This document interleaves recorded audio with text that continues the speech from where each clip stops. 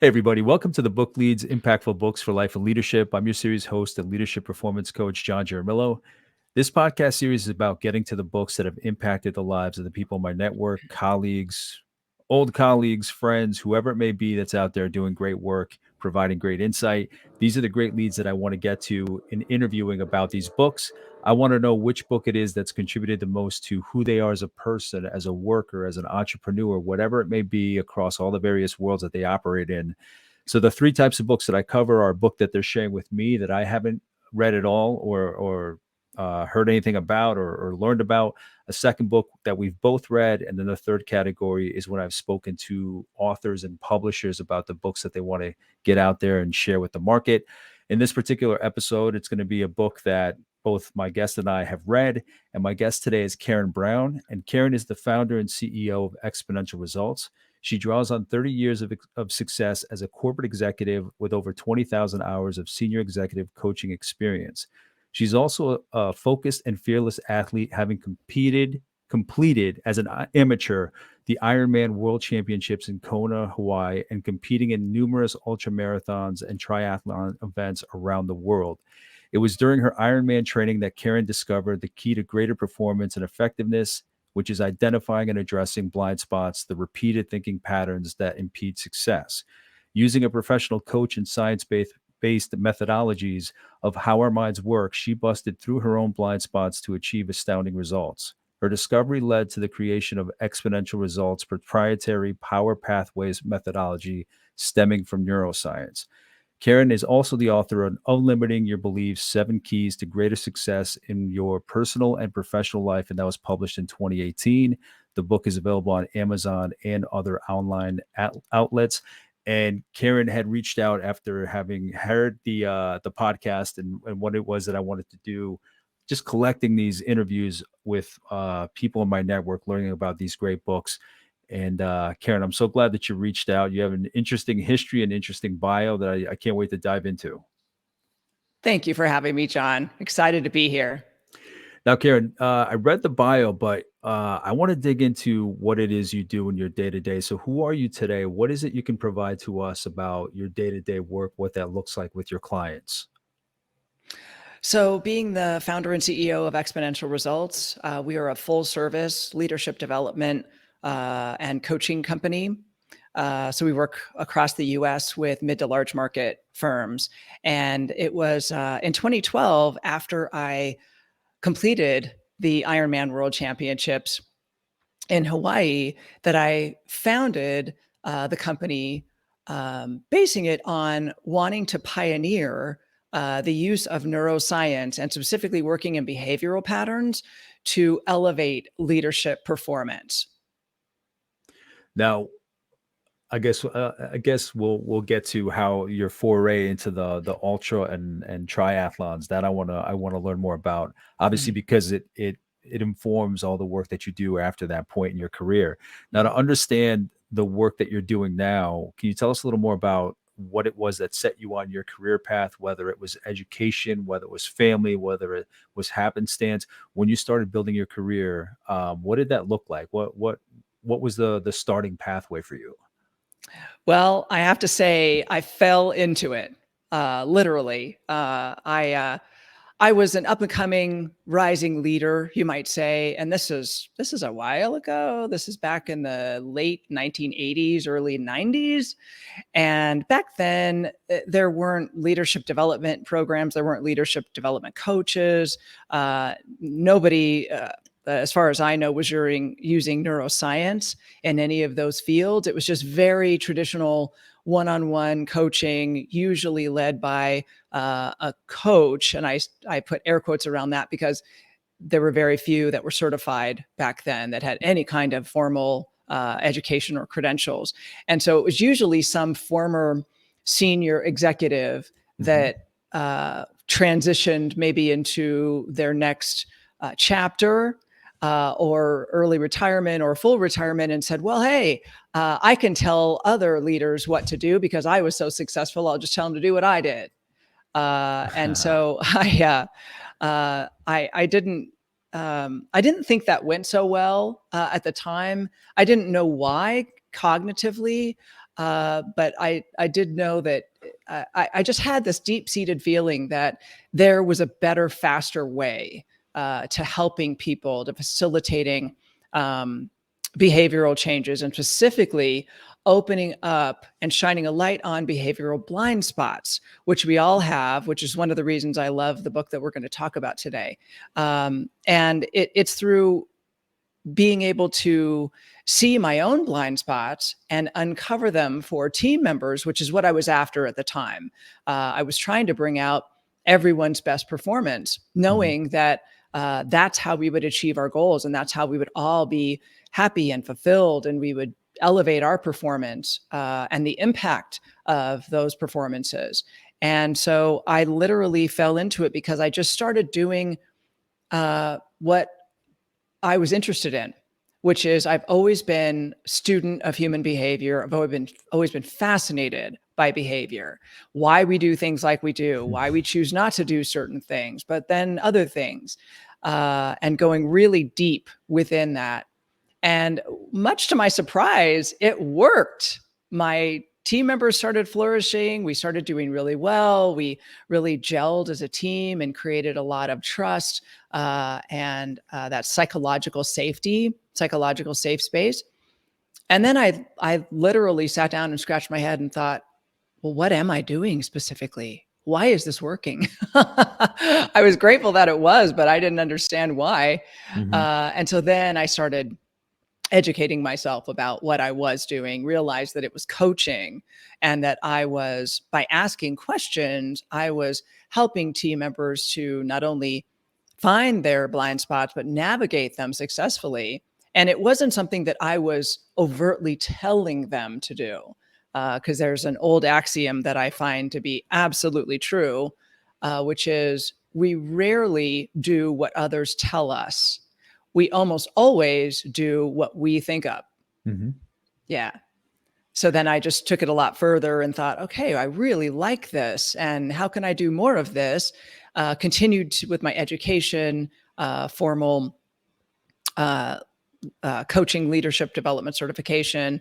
And then also through my journey to the Ironman World Championships, which had been a lifelong dream, I started to realize that I had to go even more deeply into blind spots and specifically limiting beliefs, which is what led me to write my book, to really study how our brains work, because they all work the same way. We all are very unique individuals, and they might present different puzzles, if you will, but our brains all work the same way. So I feel like in that journey and getting certified in things like neuroscience and behavioral patterns and neurolinguistics, that I was able to sort of unravel the mysteries that were holding me back from that lifelong dream, and lots of other things that I didn't know were tied to it. And I also thought, well, if all of our brains work the same, then other people are experiencing limiting beliefs and holding themselves back from things through these behavioral blind spots. So that became another reason why I wanted to found the company. Now it's 10 years later, and can't believe that there are thousands upon thousands of leaders out there that this resonates with, and they go, oh yeah, I get it. Yeah, that's why I keep cycling through the same thing, but I never knew what it was. I always just knew that, it stopped me from doing X, Y, or Z, or I didn't really understand. But now I see the common threads of it all. Yeah, that's something that's come up so often in these conversations, was just very briefly, just things from childhood that just stick around, childhood trauma, and just how my last conversation was about something similar, just me catching myself doing something in the moment, reacting to something currently, and now I can trace it back to when I was a kid, because it takes you back to that. I've said it's palpable. You can almost feel like you're there, and it's just those pathways that are carved, and just how tricky it is when you've gone all your life, for me maybe 40 years from that time when I was a kid, and you're just so programmed in one direction, and it's so hard to kind of reprogram yourself. But I think obviously that's like the nature of the work that you're speaking to. Yeah. Yeah, great points, John. You're exactly right. That's all of our experiences of life Mm, provide some sort of traumatic experience. And I know when I use that word, sometimes people recoil and go, "I don't have any yeah. trauma in my life. I wasn't Because you think abused. it's I because don't you have you any." think about it as big and explosive trauma or, Yeah, dangerous, abusive, absolutely. right. But trauma varies like the gamut. It could be something small, something subtle, but it like grinds at you. So just because it wasn't dangerous or hurtful on the outside, it's something that still is chipping at who you are on the inside. Absolutely. Trauma, as a definition, is any experience that we have a significant emotional response to.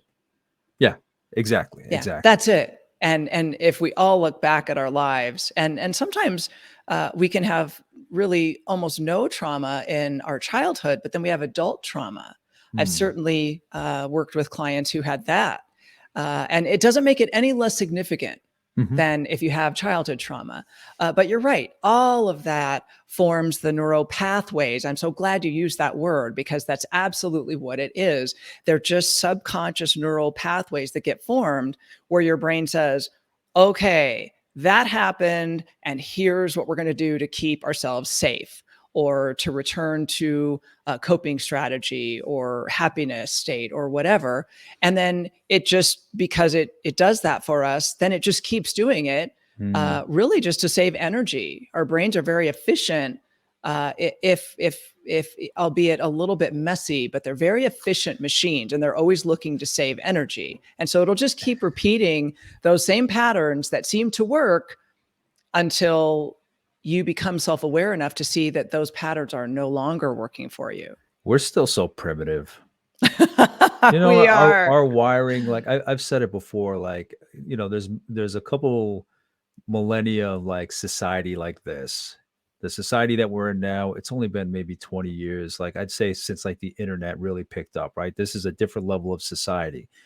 But our brains have been programmed like this for I don't know, Karen, what is it? Is it hundreds of thousands of years that it Yeah. traces back?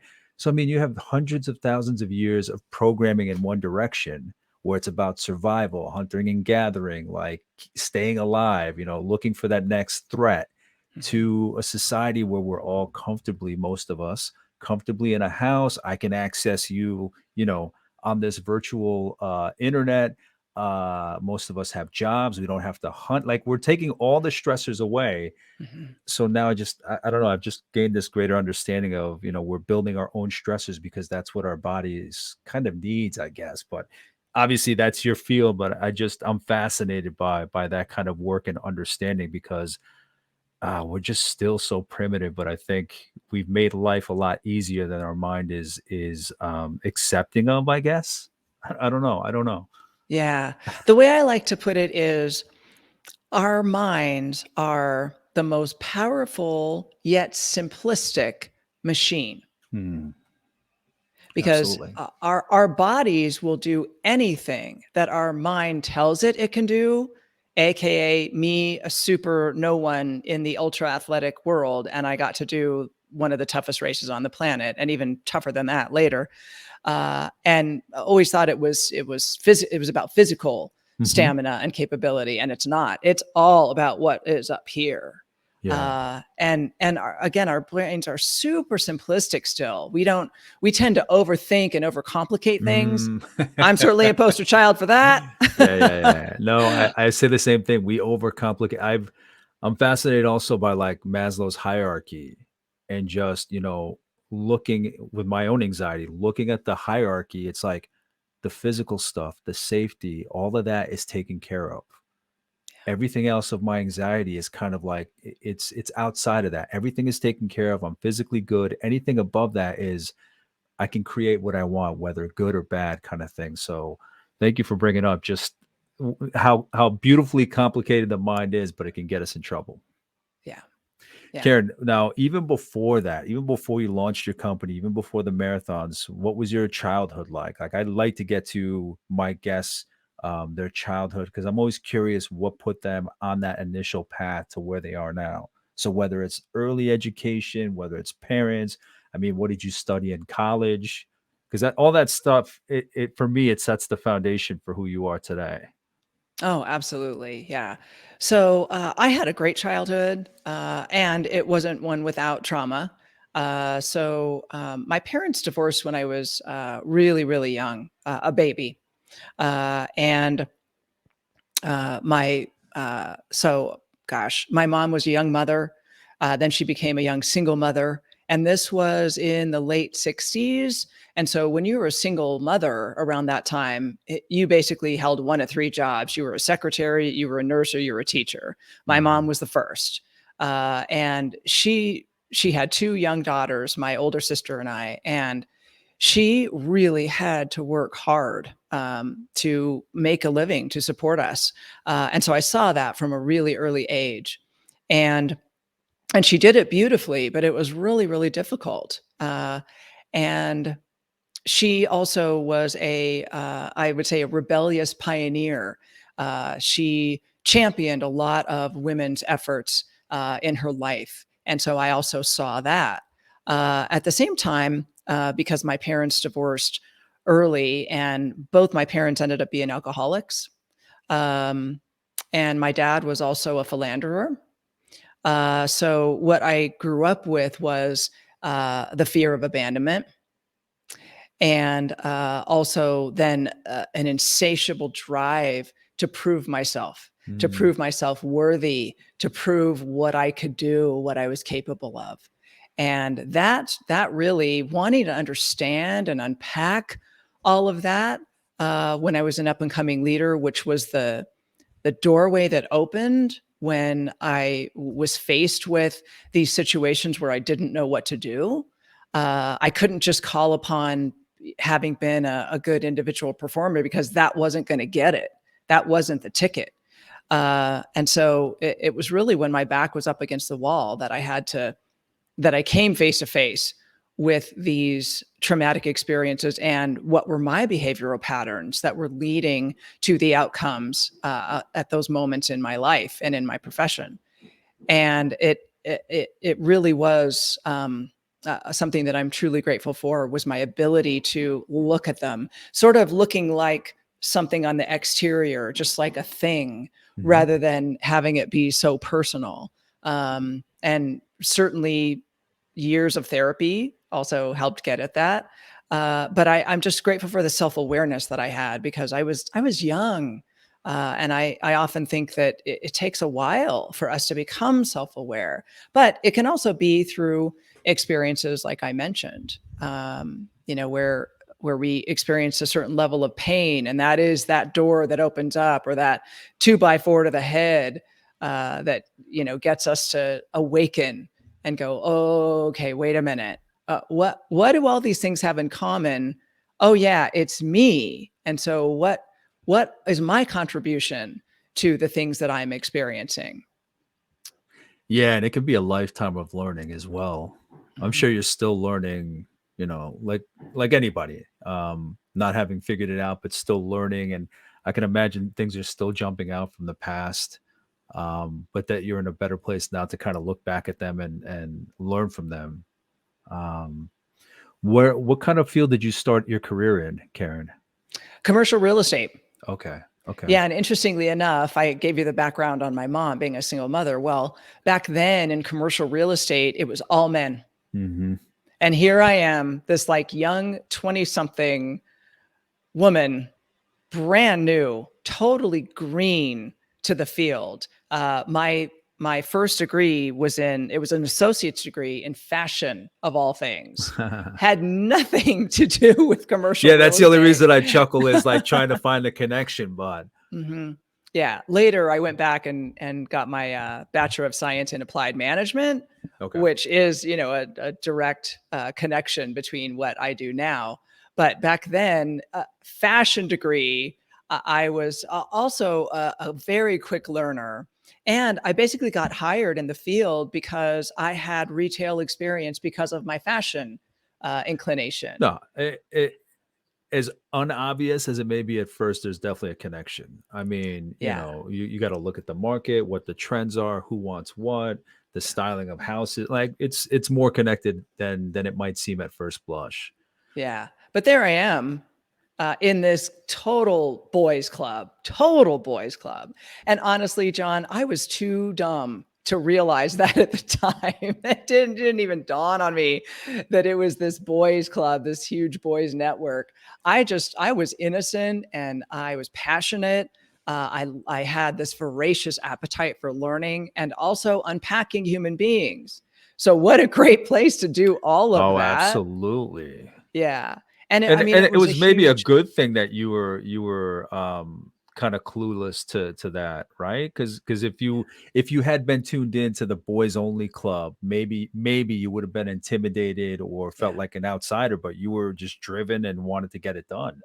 Yeah, absolutely. Yeah, innocence has a lot of value Yeah, yeah. in there. Yeah, and I would say it was the same thing in my foray into the Ironman. It's like I didn't even know enough to be scared, That's good in some so I wasn't. instances. Yeah. So were you in real estate the entire time up until the point that you started doing the marathons? Yes, Okay, yes. okay. Real estate in some form or another. Started in commercial. I was there for 15 years. Was a big success. Loved it. Had a ball, and then transitioned into founding my own real estate team in residential. And then also was CEO of a real estate office, and just continued to grow and expand myself in that way professionally. And that's when the dream for Ironman came knocking again. And O I had finally learned how to transform limiting beliefs into unlimiting beliefs. And all at once, it was this massive epiphany of, oh my gosh, this is what's held me back for 34 years. so And I am done with that. when you say that dream came back again, when Mhm. was the first time you thought about doing anything like, the marathons, the ultra marathons, triathlons? Was it always For like as a kid, or when did that, that hope to be in one of those races first spark, I guess? 14 years old, Okay. I can remember it as clearly as yesterday, as clearly as this morning. So 14 years old, I'm watching TV, I'm just surfing through channels back when we had like 5 channels. Yeah, yeah. And I stumble across the Ironman World Championships in Hawaii. And I've never seen it before. I don't know what an Ironman is. And and it's on Wide World Sports.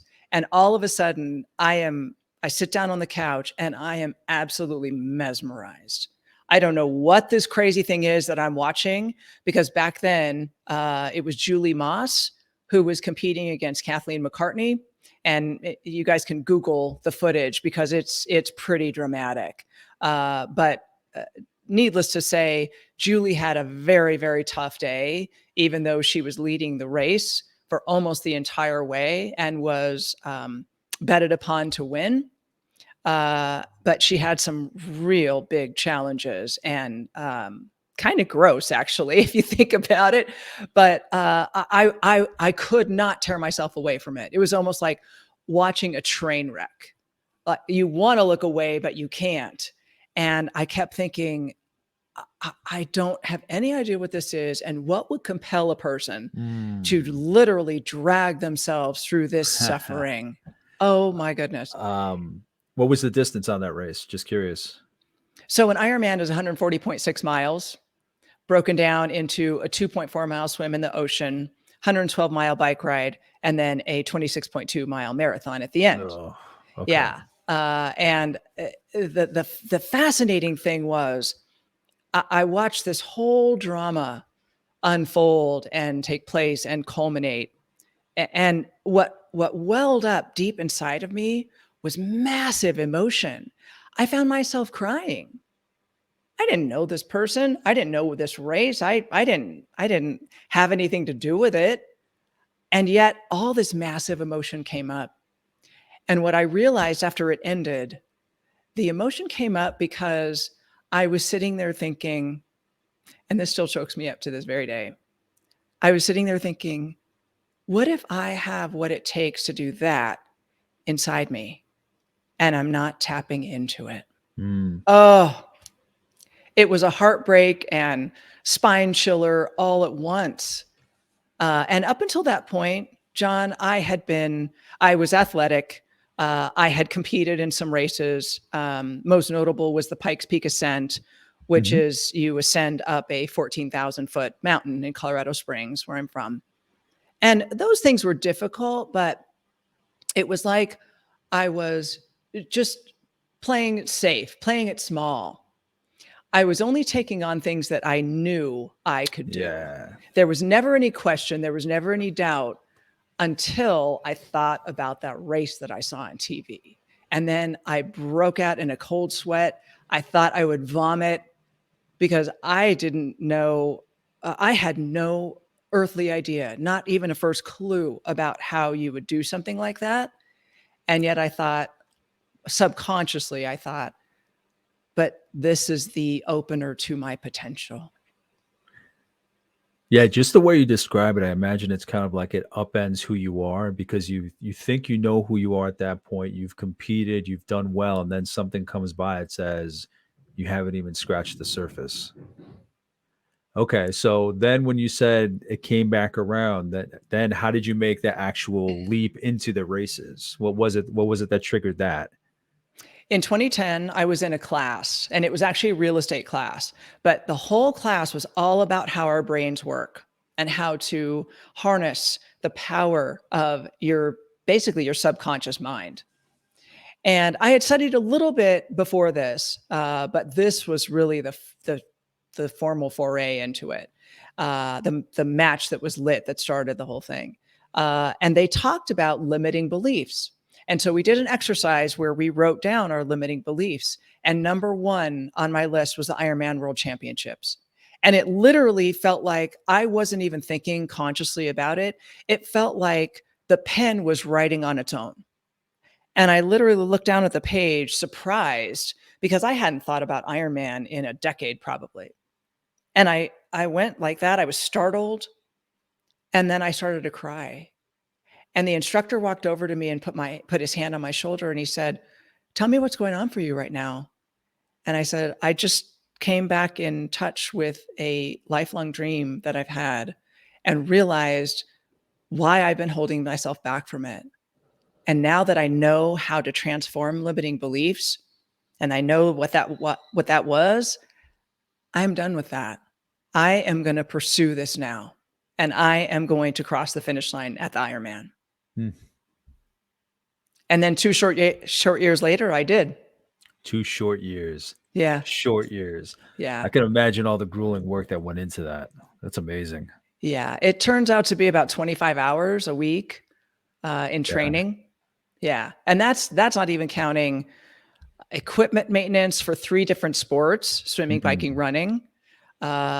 Nutritional changes that had to happen to get my body to perform at its optimal. Also, things like, you have to do physical therapy and get Recovery, massages yeah, regularly. recovery, yeah, Oh, recovery is yeah. just as big Because a you're part of teaching it. your body like all these brand new things and this, to expand that edge of your limit. And so you really have to support your body at a much higher level than you probably ever did before. Kara, what do those completions mean for the rest of your life? How does that change you as a person going forward, operating in your various lives of business, work, family, personal? I can imagine something like that just kind of shifts completely who you are. What does that look like after the fact, after you've crossed that finish line? You must feel like a completely different person after that. Yes, yes, and that I was transforming, before my very eyes in the process. Every day, was brand new. Every day I felt brand new. Even if some days I felt torn down and would cry, because it was hard. And Mm. I also had to unlearn some things about myself and then learn some new things, sort of dismantle former parts of myself and then reconstruct brand new parts. Um, Scary? yeah. Oh, yeah. Oh, yeah. It was scary and thrilling at the same time, if that makes sense. No, it doesn't. No, I mean, no, well, listen, I can't imagine it at that level, training that much. I can relate in terms of looking back that it is scary. You think you're an adult and there's so much based in your childhood that affects you now, and you can pull back some curtains that are scary, that are it's intimidating to face. But no, I can totally completely respect your experience after the fact. Thank you for sharing all that. That's amazing. Yeah, and let me just Now, add one more thing. yeah, of The course. other the other thing that it provided, looking back on it, is the absolute knowledge that I can do whatever I decide I am going to do, barring nothing. Hmm. Because let me tell you, there's really very little that is harder than an Ironman or even an Ultraman, which is another big race that I did. That's about twice the distance of an Ironman. And I thought, if I can do that, I can do anything else that comes my way. Like it's just varying degrees of hard, and it's only as hard as I think it's going to be, or as hard as I make it. Yeah. So So what are those next mountains then that you look at? If you've completed those kind of things that only an insane level of athlete is going to achieve, what is it that when it's that hard, it's like the hardest thing anybody can ever do, really. An example of one of the hardest things anybody could do. What do you look towards to like that next challenge? If you have done like that, one of those hardest things. Is it dealing with people? Is it building your company? What I guess it's like what I'm asking is if those races were highs, like these levels of highs that you achieved, how do you how do you retain that sensation of capturing that kind of high? Does that make sense? It's a great question. So, first of all, something that I discovered in my training and in my journey to Ironman is getting into something called the flow state, which Mm. is that it is a scientifically documented biological state that is when we feel like what we're doing is effortless and it's just flowing and we're connected to everything that It's is. very ethereal. Uh-huh. I Yeah. don't like just the way you described it. That's a word that comes to mind. It's an amazing sensation. Yeah. Yeah. And many people call it the runner's high, which that is accurate. That is, a typical marathon takes about 4 hours. For somebody like me, it takes more like 5 or 6. But it's a proven thing that something that is a doorway into the flow state is significant physical challenge, and Mm. then that's carried on for a long duration of time. So that's why a lot of ultra endurance athletes, Ironman, are addicted to it because there is no other feeling like that unless you're on drugs. Yeah, yeah, And I don't yeah. know what that feels like, but I do know what the runner's high and the flow state feels like. But to go back to that point, I discovered that and the way into the flow state during my journey to the Ironman and beyond. And then my next Mount Everest, if you will, was realizing what my purpose in this life is. And it's actually in my book. It's very clearly written. And it was another epiphanal moment where I realized that I have the gifts that I do, which is I'm able to read behavioral patterns like I read a book, like I can just see them like that. And it's based on what the person is saying after I ask them a question about their behavioral pattern. Mhm. It just comes really clear to me. Now, probably that's also because of neurolinguistics. I'm an expert in that too. So, based on whatever you're saying to me, I can pick up what's going on for you. And don't worry, John, I'm not doing that with you right now. um, but so Listen, I, even if you would, I can imagine you can't help it just from doing it for so long. oh yeah, but I can turn it off. Like Okay, when okay. I'm with friends or I'm in a different kind of conversation. When I don't have my coaching hat on, then I can turn it off and just listen to people and enjoy them for whatever they're saying. But at this moment in time, I realize that that is a gift that I have been given, and to use it leads me to my purpose in this life, which is to make as big a positive difference with as many humans on the planet as I can. And so I founded the company based on that. And at the same time, so this was 10, 11 years ago, and the professional landscape at the time was that there were nothing but all of these very traditional coaching companies, like I've talked about. There was no Brene Brown or Simon Sinek or Mhm. Adam Grant. Those people they weren't on the scene yet. So what I was attempting to do was to, first of all, enter into a very tight and competitive and full uh, coaching and leadership development world, uh, and I'm pioneering something brand new.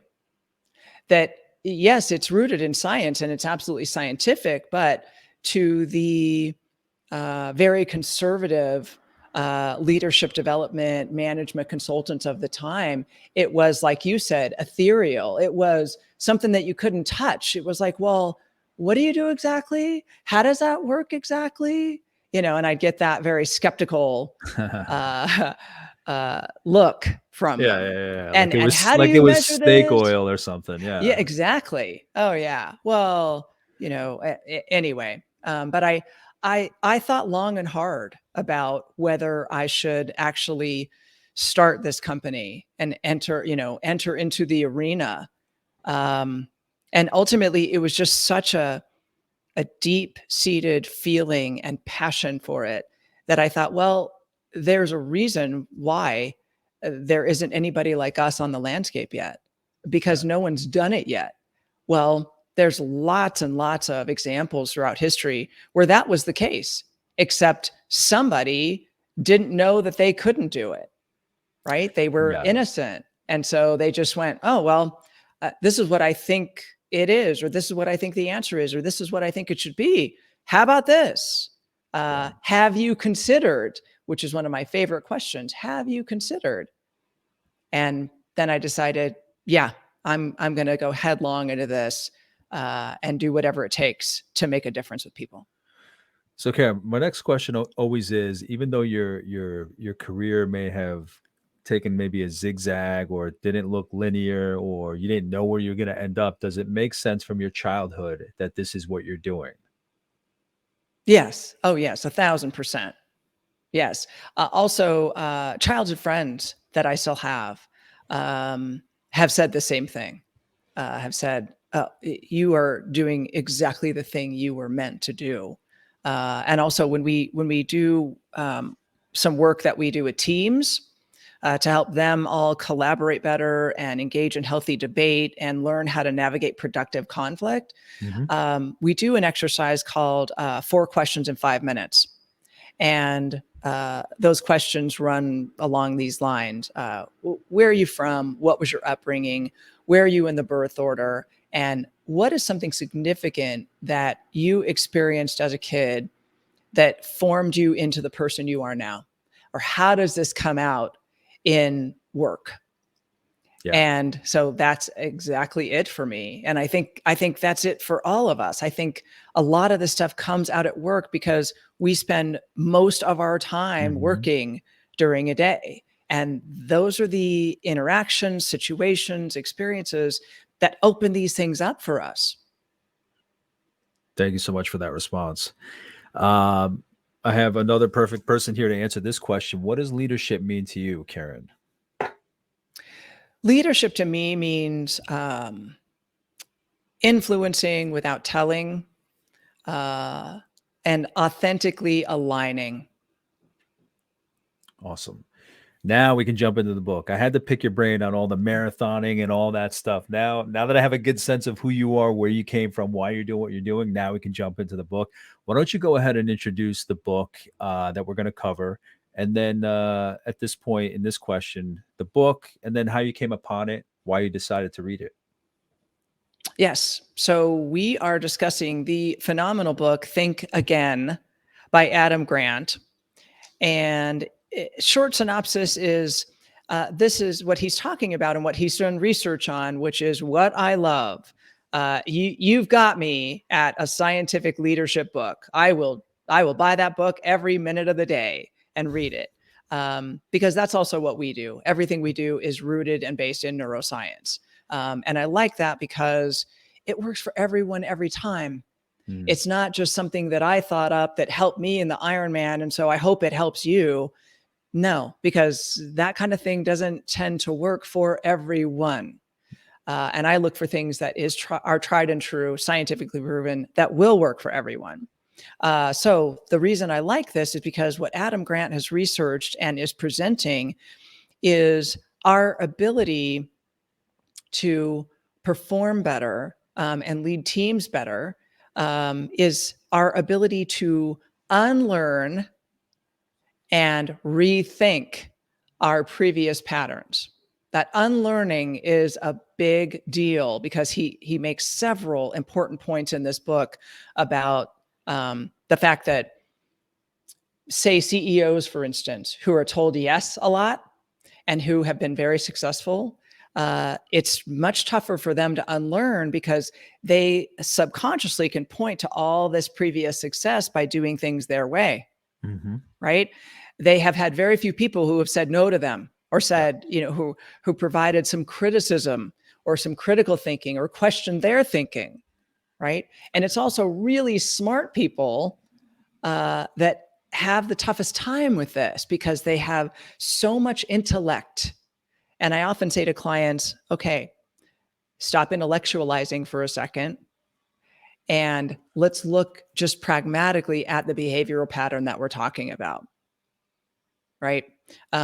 So I think those are very important points. And it also goes into some of my other favorites, which is the Dunner-Kruger effect, which you don't even know that you have a low level of competence because you're so overconfident in something.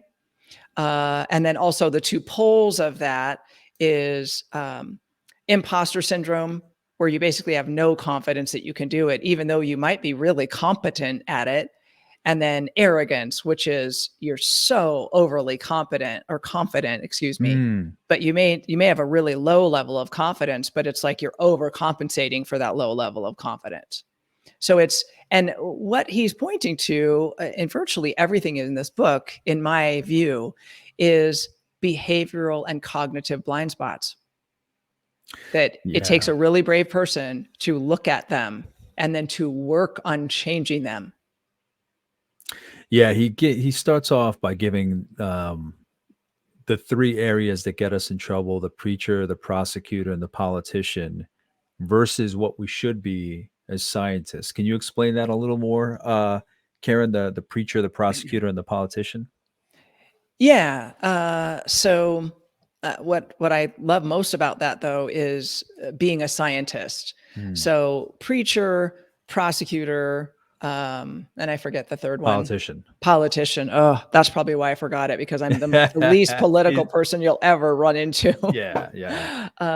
But within each one of those three, you are absolutely convinced that your way of thinking is right. And you're going to persuade someone else. You're going to convince someone else of it. But the problem is you haven't switched into being a scientist in your thinking, which is being curious and trying to figure out whether a hypothesis about that is true or not. And specifically, questioning your thinking by asking yourself things like, well, what makes this not true? And in coaching, I like to use, well, what makes this not the best idea? Not the best approach? What could a better one be? What's possible through a better approach? Because that really breaks through with people. For you, was the marathon moment, was the when you were in class and your teacher had asked you the question and you wrote down the Ironman, was that the first time you had kind of rethought something, or had you maybe learned to rethink things previously, or was that the moment? That was the quintessential moment. I think there were other smaller ones leading up to that, but that was the boom, knock me in the head moment. Yeah. So aside from the level, because that, a marathon, ultra marathon is huge, but aside from the level you said you were a pretty good rethinker, what do you think made you someone that could rethink anything at all? Honestly, John, because I was constantly questioning myself. Because remember, I had this need to prove myself and need to prove my worth. So that caused me to constantly be questioning myself. Am I doing the right thing? Is there a better way to do this? Should I do this instead?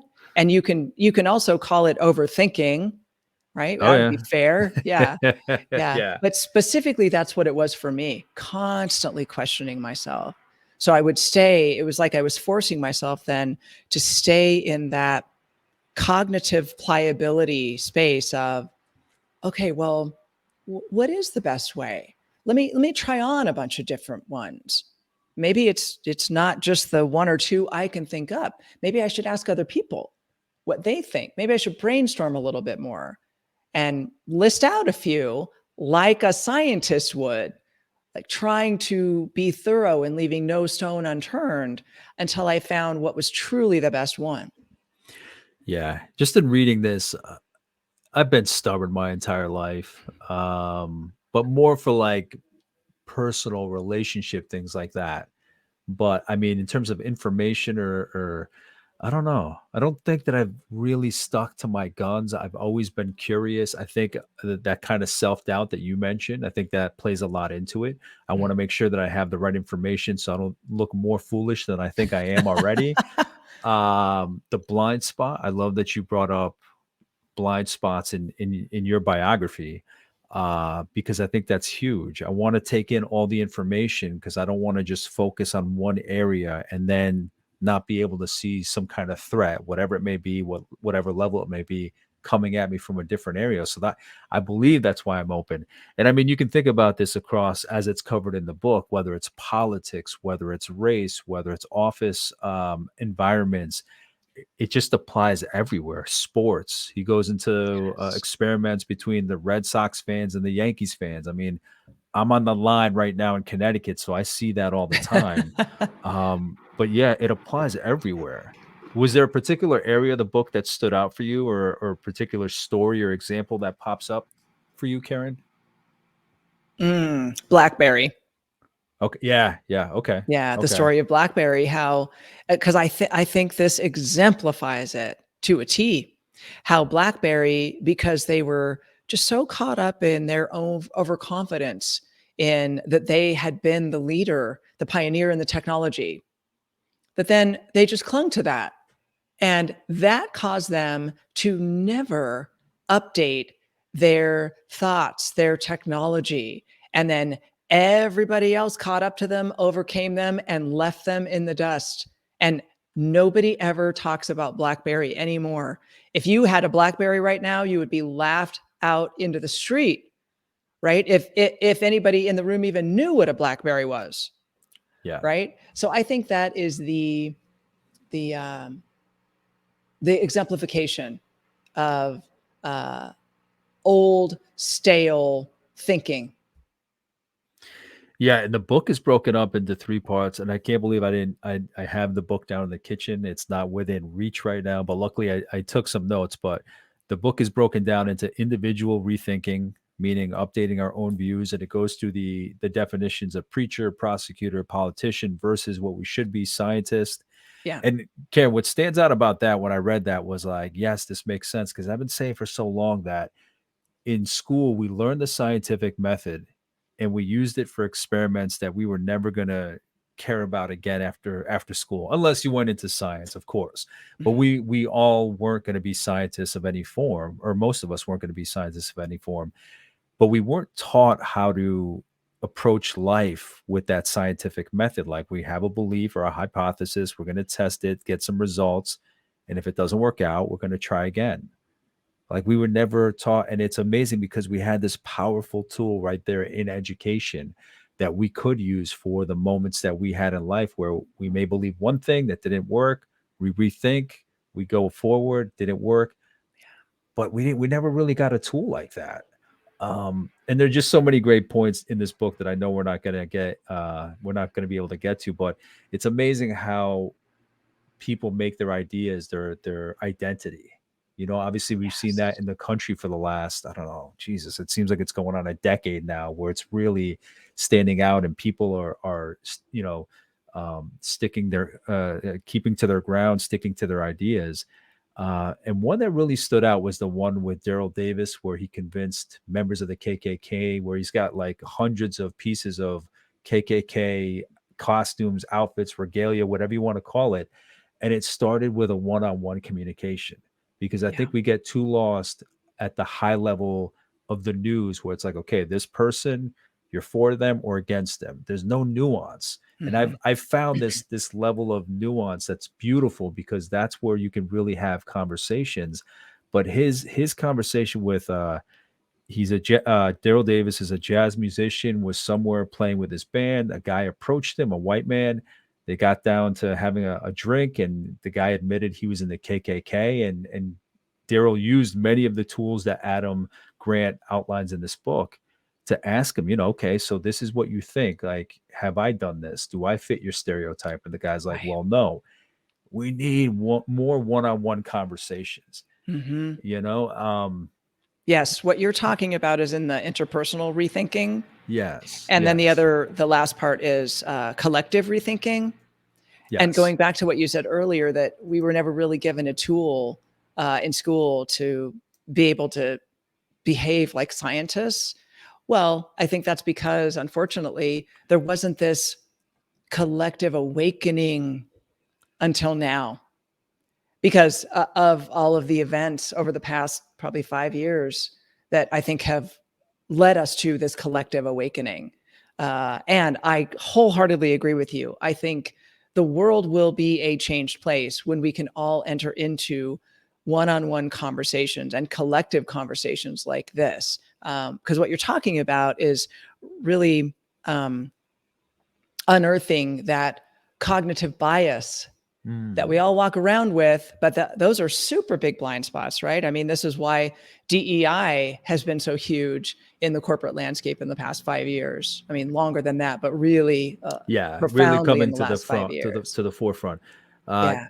Karen, have you heard of I forget what the actual name was of the project, but it was like the Human Library, where you could go to a library and actually check out a person to have a conversation with. No. Yeah, I apologize. I don't have the details here, but I remember seeing that maybe, I think it was maybe pre-pandemic, but there was somewhere where there was a library where you could go and sign somebody out from a different background and really sit down with them and just have a conversation about who they are, their background, whatever it may be. Um, God, you could take this conversation in so many ways, because now my mind is going towards the race conversation and how we stay like in our groups, but Mhm. we don't get that exposure to each other. We don't get to talk to each other about each other's experiences. It's just amazing how if we're in a group, that's the way it's going to stay. But if we can have those one-on-one conversations, you could much more eloquently put scientific language to it. But we could really learn about each other. It's like country versus country. The people can get along, but it's the high ranking politicians that kind of drive the fighting. You see examples so many different places. Let me interject this, because I think Sure. it's completely pertinent to what we're talking about. Uh, Something that a term that Adam uses in the book is called identity foreclosure, which I love because it captures it exactly, which is this idea that at some point in our lives, we foreclose on our identities. It's sort of like we have a cardboard box with our identity inside, and we close up the box and we tape it shut on the top and go, yep, okay, that's me. That's me in a box. That's who I am. And it's not. It's not, because it's just like that cognitive pliability I was talking about earlier. Mm. It is this ability to update our identities. Because at the beginning, he's talking about how all of this relates to who we think we are. But it's those of us that can open that box back up and take all the contents out, even dump it upside down and spill all the contents out, and then go, okay, so who do I really want to be now? Mm. And then put it back together purposefully. I Yeah. think that's what he's talking about. And that's what you and I are getting to here. And Yeah. certainly the Iron Man and starting the company and doing the work that we do and along your journey, all of those things have led to us being able to do that, right? Foreclosing upon and then opening back up and then updating our identities. Yeah, every time I work with a client now, that's what I'm going to envision is just them opening up a box because like I've said before, so many times they come to me with frustrations of where they are in the workplace, their career, their leadership, they're not quite where they want to be. And in most instances is that they've put their values to the side. And it plays into what you just talked about in terms of identity foreclosure. Um, and later on down the line, months into our engagement, maybe a year later, you really see the pivot. It happens earlier, but it's just amazing the stark contrast from a year earlier to now because they've been able to open themselves up. Literally, when you were talking about that, that's what I envisioned was these conversations with my clients. They kind of go back to their childhood and bring that kid forward, like their dreams, their hopes, their aspirations, their values. They're not just foregoing it like you talked about foreclosure, but they're not forfeiting it to a job description. Yeah. And I think a lot of people do that where, you're worth this much. The job description really entails this much. So it's kind of Yeah. like you forfeit so much just to fit what other people need. But people don't realize that all that excess that job description doesn't call for, you can utilize in some fashion somewhere else. Yes. Yes. I'm so glad you mentioned that. It caused me to think of a team situation with a president on the team who is of Latino background. And just like you said, that light bulb moment and then that pivot, Mhm. that happened for him too. And it was a moving moment when he shared with me that because of his upbringing, he was the first in his extended family to go to college. And then he said he realized that he had experienced self discrimination, that all the time in his subconscious mind after he stepped into the president position was somebody's going to find me out. I don't belong Yeah. here. And it was all of this programming from when he grew up. But the important point of it was self-inflicted. It was self-inflicted. And it was it was a total life and game changer when he realized that. And then he chose to change that part of his identity and update it, like we were talking about. Yeah. And it completely also changed the dynamics of the team he was on because he would always contribute in a certain way, but then sort of pull back at other times, which also meant that then the team wasn't getting the benefit of his best, of all of his ideas, all that he had to contribute because he would stop himself. Yeah. Jesus, I could keep you on the rest of the afternoon talking about this stuff just because um the book talks about rethinking and it just plays into every area of life. I mean, just the way that you described just now, this CEO client of yours, Latino, and that he had done it to himself. Meaning you'll get some ideas from society and then you'll interpret them a certain way, but the majority of the damage, the majority of the isolation, the majority of the restriction you apply to yourself. Mhm. Um, and I think that's kind of like what I've been experiencing the last couple of years in terms of being a father is just kind of like this expectation of, especially during the pandemic, you have this idea of what a father's supposed to be, and he's supposed to take care of his family, this and that. Maybe, a little bit of machismo there. But when I lost control and no one had control during the pandemic, it's kind of like, oh my God, like what is my role? Mhm. Um, and no one ever said explicitly, listen, as a father, this is what you're supposed to do. They were Yeah. just kind of little breadcrumbs throughout society where I kind of picked up, okay, so this is what it's supposed to look like. This is what I'm supposed to do. And then the rest of it, I picked up 5% of it came from what I saw. 5% was the interpretation, my perception, and then 90% of it was just me holding myself back, maybe to a definition of what it should look like. So I can Yeah. completely relate to that client that you're speaking of. It's amazing how much damage we do to ourselves. It's Yeah. fascinating. It's just Yeah. Yeah. uh Karen, were there any other areas of the book that you wanted to mention? Anything that stood out? Yeah. Something that I love in this book is that he talks about the sweet spot. The leadership sweet spot is uh, humble confidence. And I have seen that over time. And I know that to be true for myself too, that it's that sweet spot between having enough confidence to execute, to Mhm. make decisions, to go forward, and enough humility at the same time to continue to question and to be open to learning new things every day. Lifelong learners are where it's at. When you stop learning, it is over because you Amen. have closed yourself off. And honestly, I have seen that over, particularly in senior level leadership, even in a solopreneurship, Mhm. right? It's once you close yourself off, once you foreclose on your identity, and then you think, well, I've arrived, I'm here, I'm successful, I don't need to work on myself anymore.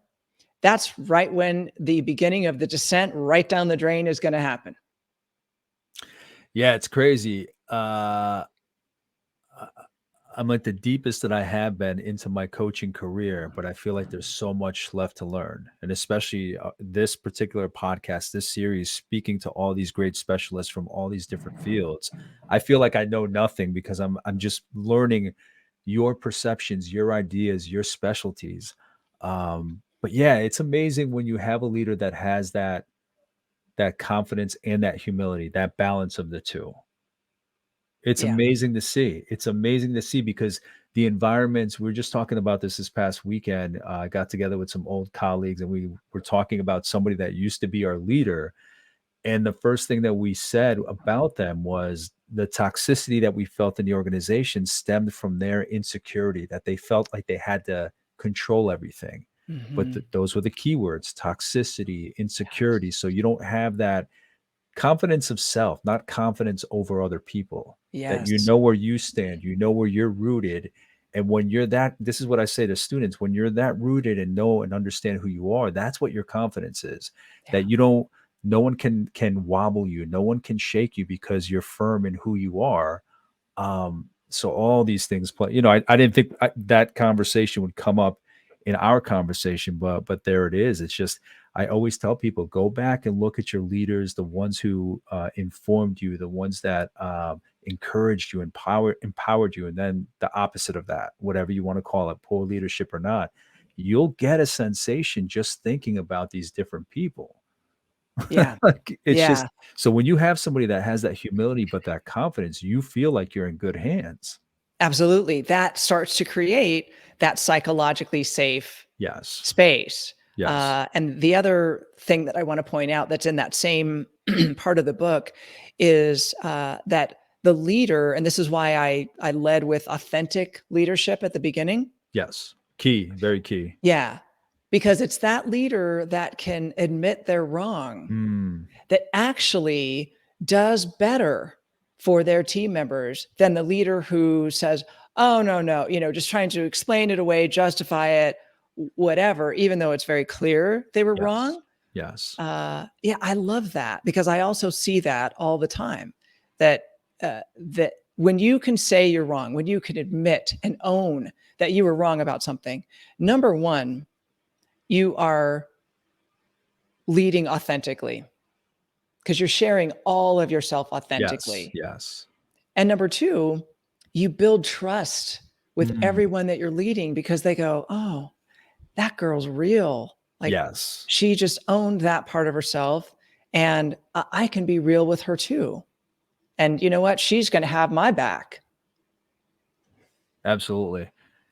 Yeah, because when somebody can admit that they're wrong, they're not going to take you down, a wild goose chase in the wrong direction. That they can, self-evaluate, self-assess, and just own up to it. And what you said was beautiful in terms of they set the example for other people. Then other people And he had mentioned that as well.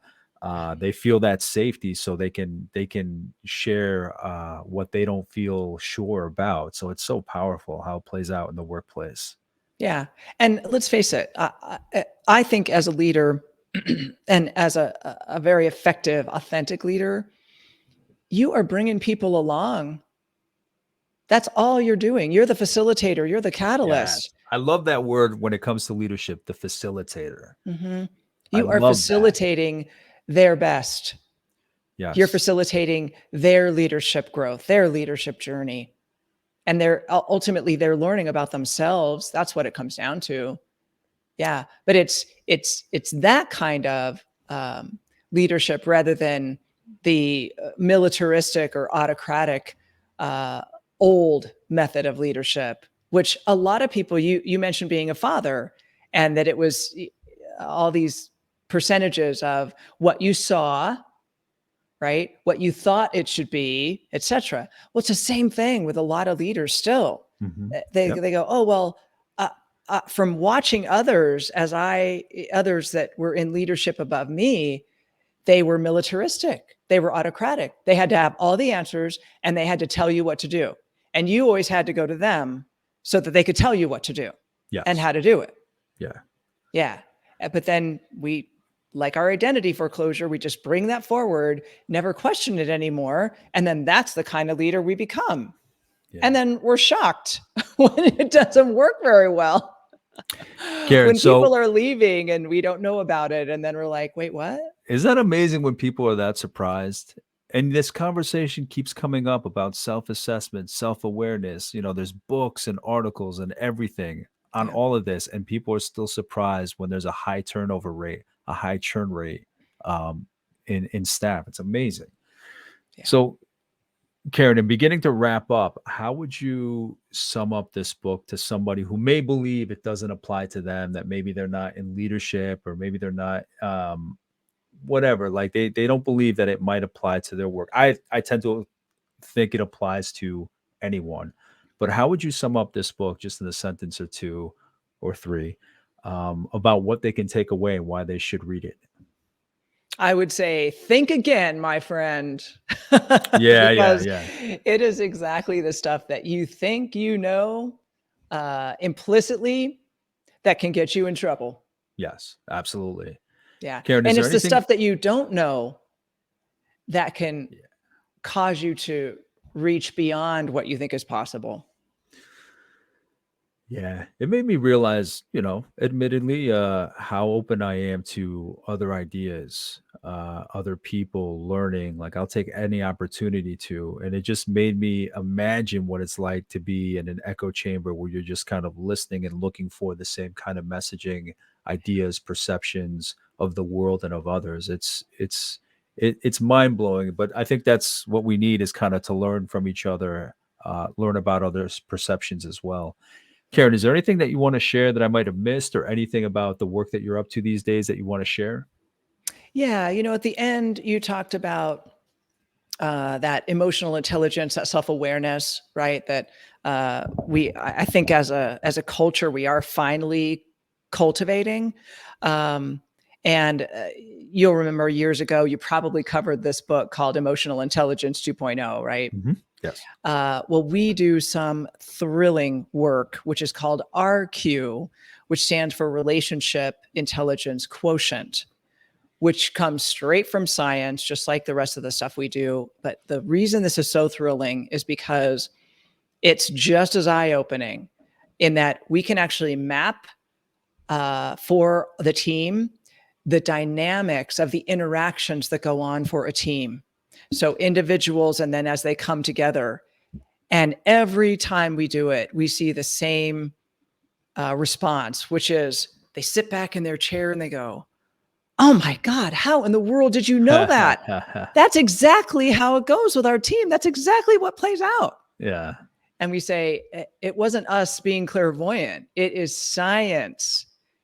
And so that's, that along with our one-on-one and even enterprise-wide development programs that we do now, that man, that's where I just get really jazzed and excited, because that means we're making the biggest difference we can in the world. And then you hit your flow state. Yeah. There's something to be said about that, helping other people. I mean, I know when I have a great conversation with a client and you can see that they've reached kind of like an aha moment, whatever it may be, you walk away from that with that sense of just fulfillment in some sense. Yeah. Karen, thank you for sitting down with me for this conversation on Think Again, The Power of Knowing What You Don't Know by Adam Grant. It was a pleasure to meet you finally face to face after conversations through email and learn about your story, especially all the ultra marathoning, the triathlons. Thank you so much for everything. I appreciate it. Thanks for having me on, John. It's been a privilege. If there's anything that I might have missed, I know we're limited on time and I have so many questions and rabbit holes I would have for Karen in continuing this, but please reach out to me. Let me know. I'll reach out to her, see what I can get for information and just kind of any follow up on those. In the meantime, thank you for watching and listening, and I'll talk to you soon. Take care. Bye.